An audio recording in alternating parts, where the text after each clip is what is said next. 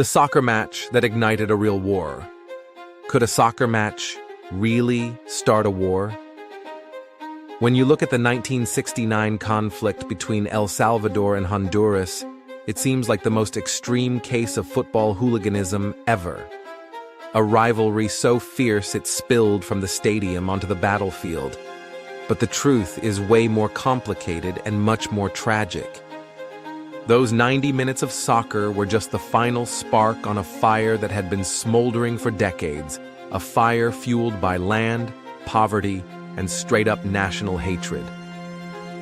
This is the real story of the soccer war. The football war is a dramatic name, and it's why most people only remember this conflict as a weird piece of trivia. But blaming the war on the game is like blaming an avalanche on a single snowflake. To get how a World Cup qualifier could lead to tanks and fighter jets, we have to look deeper. The story isn't about a sport. It's about two small, poor Central American nations stuck in a pressure cooker of social and political tension. The stage was set years before. El Salvador, Central America's smallest country, was bursting at the seams. Just next door, Honduras was over 5 times larger, but had a much smaller population. For decades, Salvadorans had been crossing the border into Honduras, just looking for land to farm and a chance to escape poverty. By the late 1960s, hundreds of thousands of Salvadorans were living in Honduras. Many of these families had been there for generations, working as farmers and laborers and becoming a key part of the Honduran economy. But they were also seen as outsiders. And as economic pressures grew, that feeling turned toxic. The first real crack appeared in the early 1960s. Under pressure from powerful landowners and corporations, Honduras enacted a new land reform law. The law was supposed to give land to native-born Honduran peasants.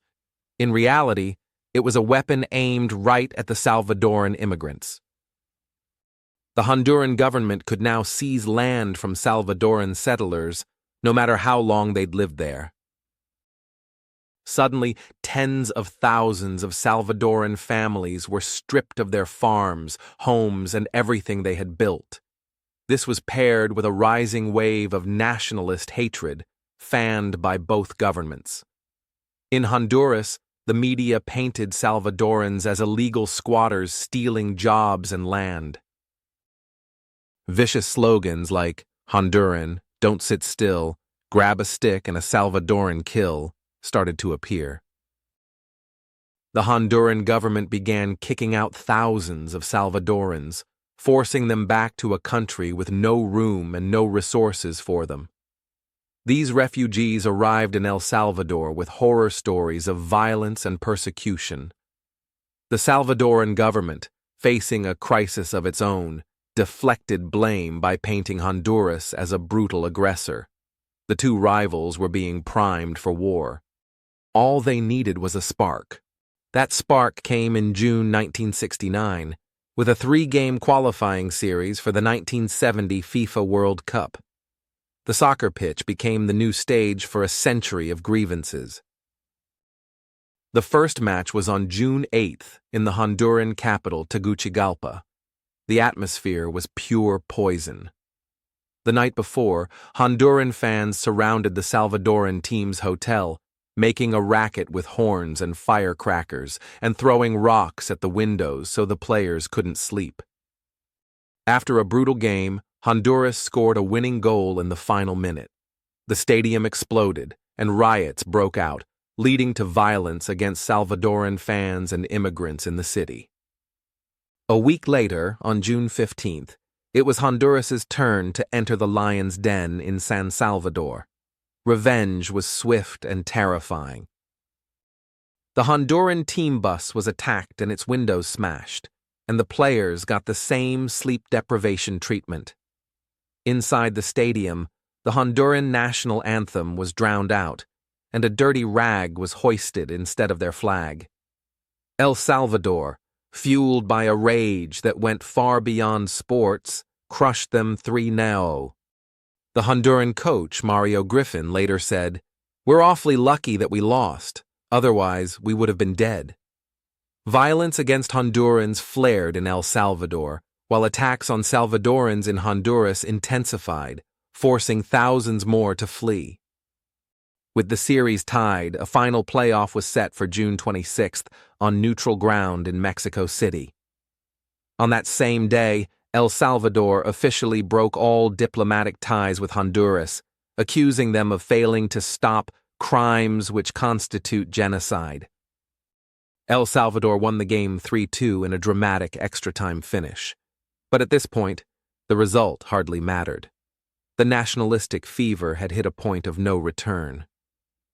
War wasn't just possible anymore, it was coming. On July 14, 1969, less than 3 weeks after that final whistle, the Salvadoran military launched a full-scale invasion of Honduras. The war was on. Salvadoran warplanes struck targets inside Honduras, including the main airport in Tegucigalpa. On the ground, the larger Salvadoran army pushed across the border, quickly overwhelming Honduran defenses. Honduras fought back with its smaller but effective air force, hitting key oil facilities and crippling the Salvadoran advance by literally making them run out of gas. The fighting was short but fierce. For 4 days, about 100 hours, the two small armies fought a brutal conflict. It's famous for being the last war where classic World War II-era fighters like the F-4U Corsair and P-51 Mustang actually went head-to-head in dogfights. But the real cost was human. While military casualties were in the hundreds, civilian deaths were estimated to be around 2,000. On top of that, between 60,000 and 130,000 Salvadorans were forced from their homes, creating a massive refugee crisis. The Organization of American States, OAS, scrambled to intervene. Under the threat of economic sanctions, a ceasefire was brokered on the night of July 18th. The 100-hour war was over, but its consequences were just beginning. El Salvador eventually pulled its troops out in early August, but the damage was done. The war was a catastrophe for both nations.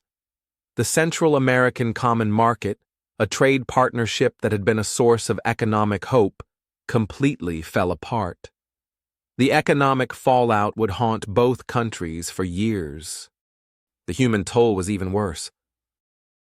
The tens of thousands of Salvadoran refugees who were forced home found a country already buckling under overpopulation and poverty. The government couldn't provide for them, and that flood of returning citizens created a powder keg of social unrest.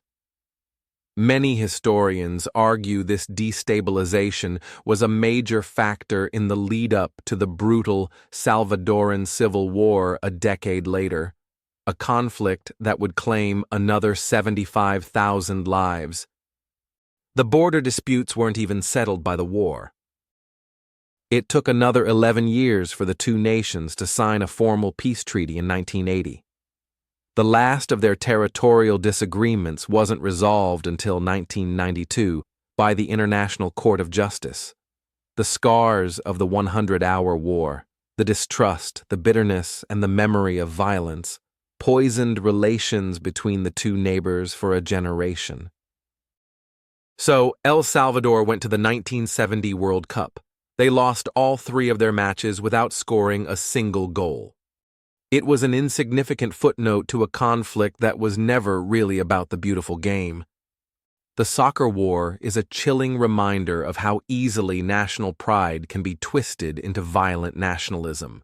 It shows how sports, which should be about friendly competition, can become a stage for much deeper hatreds.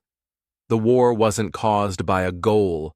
It was caused by decades of political failure and economic desperation. The soccer matches were simply when two nations, already primed for a fight, finally let the violence spill over. The game lit the fuse, but the bomb had been building for a very long time. What do you think? Can you think of other times when sports and politics have collided so dangerously? Let us know in the comments. And if you found this story fascinating, make sure to hit that like button and subscribe for more hidden histories. Thanks for watching.